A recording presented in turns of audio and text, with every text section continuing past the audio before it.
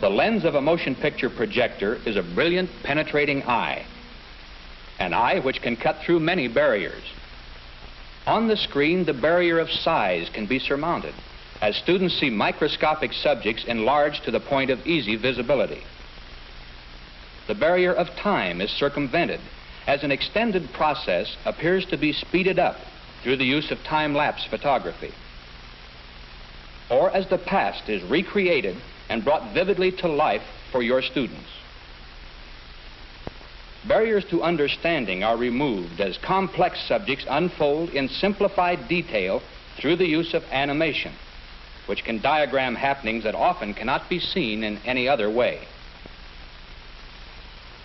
The eye of the motion picture projector cuts through the barrier of distance to let students observe people and places half a world away, to witness the drama while they consider the problems of our times. And finally, students can see through the use of classroom films what they need to understand as they develop their skills for the future. The lens of a motion picture projector is an eye that can help you stimulate, motivate, educate your students. But like any eye, it must be pointed in the right direction. Its wise use demands selectivity.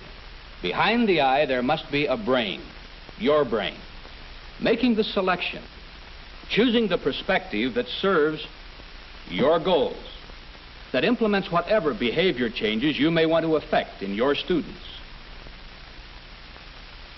Films made for the classroom have several purposes. It helps when you're choosing a film to know that there is a connection between the purpose of that film and the techniques used to achieve that purpose. Now we'll consider the first of various purposes for which classroom films are designed: to communicate information. Now, what techniques are most often employed in information films? Well, one technique, obviously, is a factual presentation, with the camera documenting actual events so that they become visual experiences. Let's look at excerpts from two films which illustrate distinctive techniques for imparting vividness and immediacy to factual material. The first film documents life in a woodlot.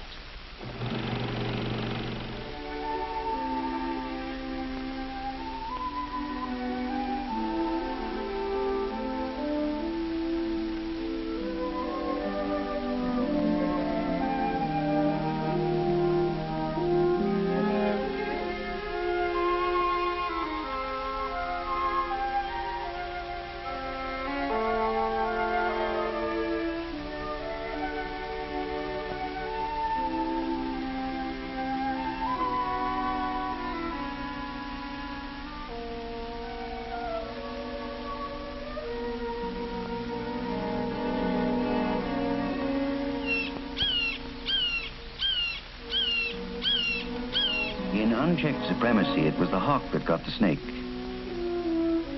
The twist which brought death to the snake brought a reprieve to the grouse chick, but a grouse fell prey to a fox.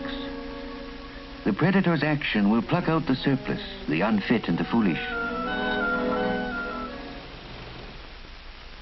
In this story of life in a woodlot, the filmmaker took his camera to the scene of the action. He documented facts carefully and accurately at the moment when they occurred. In this film, students see the real thing. But let's take a look at another excerpt from a film in which the subject matter required the substitution of an actual event for one as nearly like it as possible. This example is from a film called Children of the Wagon Train. Everybody's interested in learning, I guess. Sometimes after a day of traveling, it's hard to keep your mind on it. We all like the part where Mrs. Crawford reads to us from the book. And I know everybody would like to be able to read from the book, too, someday.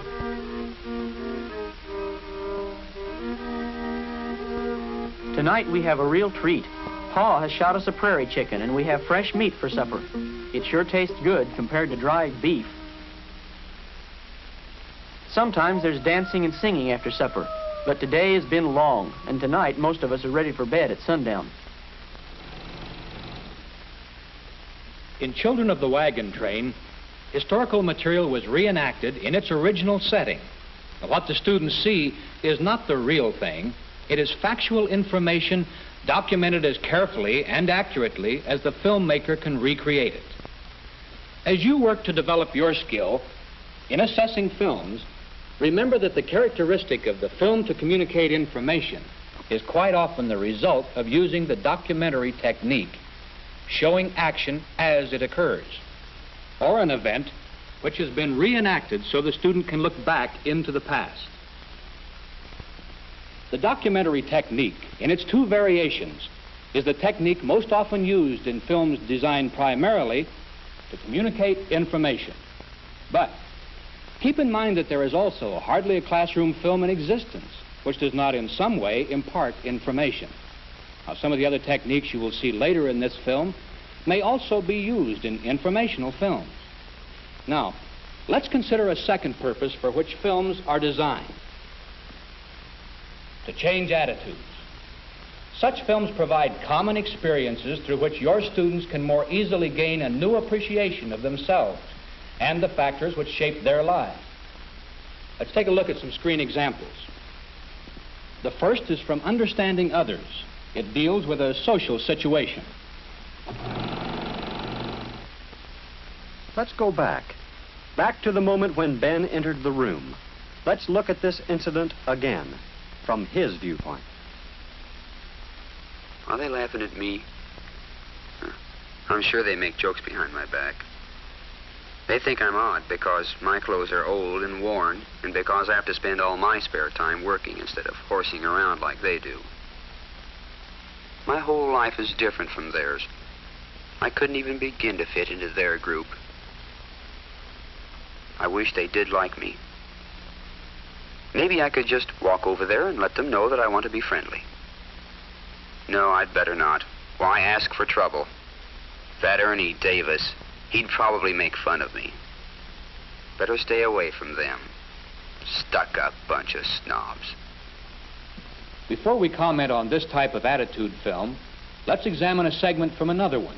A citizen participates. We've waited quite a while and we still don't have a doctor. We need one pretty bad, and we're willing to do almost anything to get one. It's a problem, all right. We've got over 40 applications from towns in this state that don't have doctors.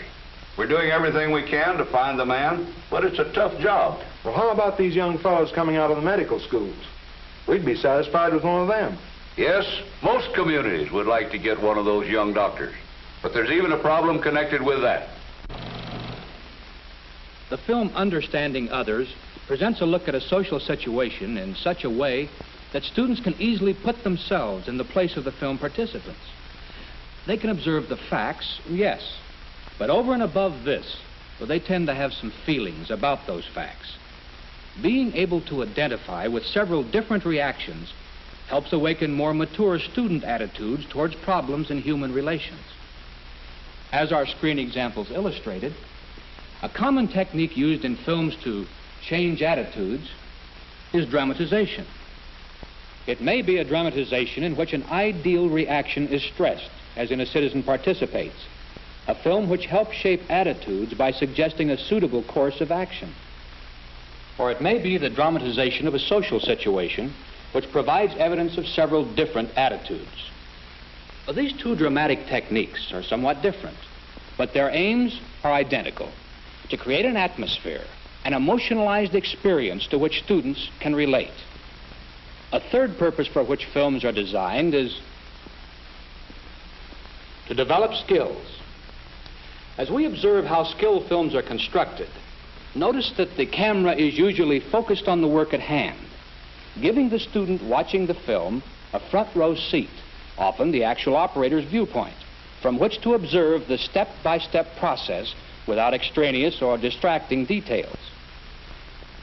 A clip from the film on the technique of woodworking, joining and gluing, verifies this principle of the film designed to develop skills. Using the tri-square to guide you, Extend these lines across both edges of the piece so that the dado will be straight and true.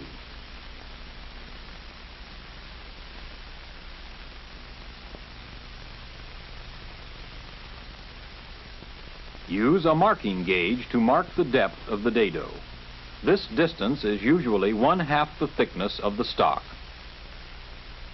Using a block guide and back saw, carefully cut the sides of the dado to the proper depth.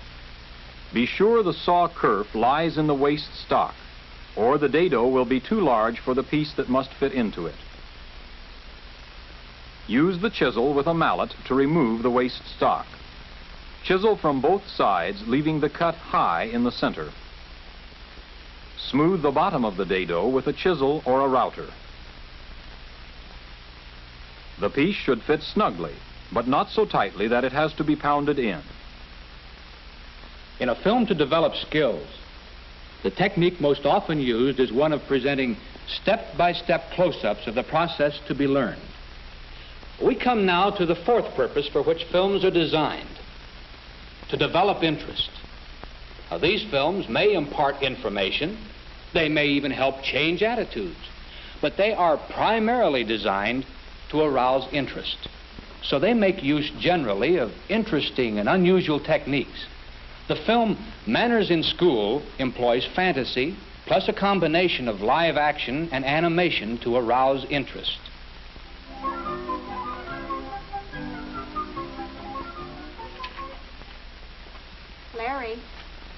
Larry Carson. Yeah?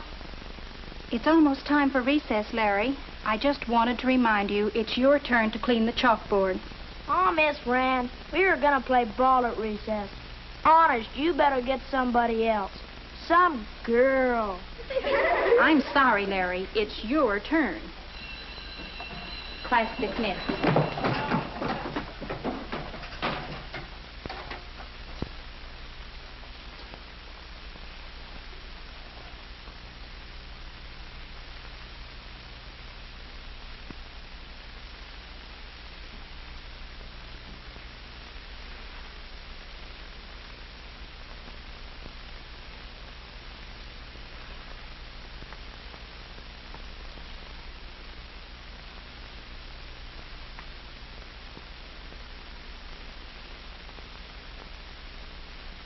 Hi, Larry.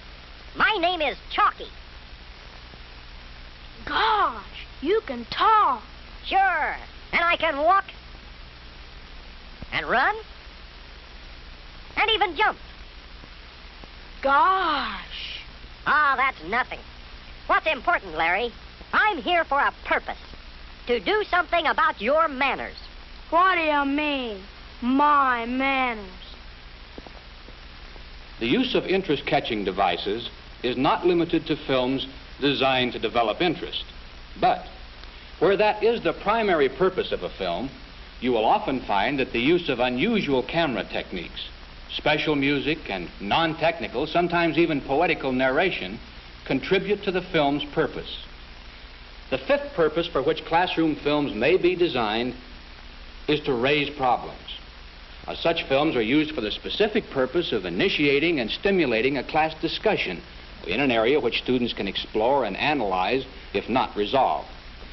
Very often such films make use of dramatization, but they have a special technique all their own, as we shall see in this excerpt from The Snob. Are you satisfied? I don't know what you're talking about. You really froze him out, didn't you? I don't know what business it is of yours if I don't want to dance. Well, I think you did want to dance. You wanted to dance, all right, but you just couldn't pass up the chance to be a snob.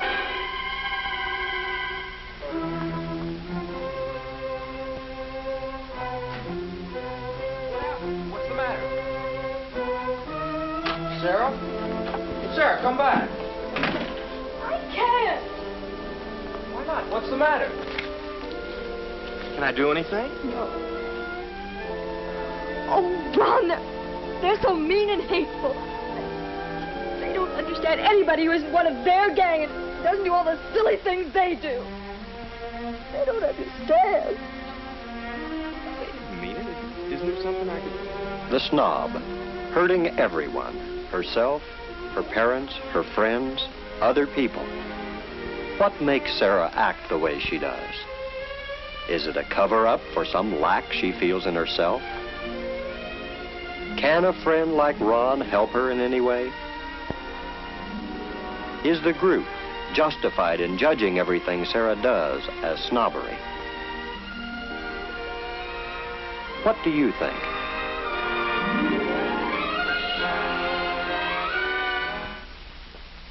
The special technique of the dramatic film designed to raise problems is the open-end technique. The unresolved situation or the unanswered question that grows out of a dramatization. Something to provoke discussion and an exchange of thoughtful opinion on problems which affect your students. 1, 2, 3, 4, 5 purposes for which classroom films are designed.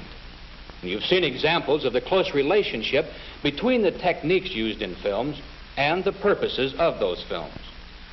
You may also have noticed some overlapping in techniques.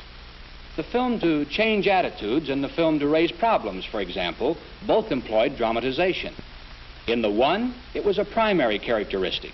In the other, it was secondary to the open-end characteristic. Now, let's return to your goals, to the behavior changes you want to effect when you show a film to your students. As you probably have already realized, your goals are often almost identical with the purposes for which the films are designed. Now here again, overlapping is common. Your primary goal may be to develop interest, although you also may want to communicate information. The point is, there is generally a great deal of flexibility in the ways you can use films. Now, some of this flexibility is the result of overlapping purposes and techniques in the films themselves. But there is even more flexibility possible in your adaptation of those films to meet your particular teaching needs. You may choose a film designed primarily to help develop a skill, such as the joining and gluing film, and emphasize some special element in it, such as asking students to watch for examples of safety practices. Now, when you do, you're using a skill film as an attitude film. Consider your students and your teaching goals to obtain clues as to how you should use any film. What you want the film to accomplish will usually determine what you ask your students to look for as they view the film. It will also suggest the type of follow-up activities which are going to be needed.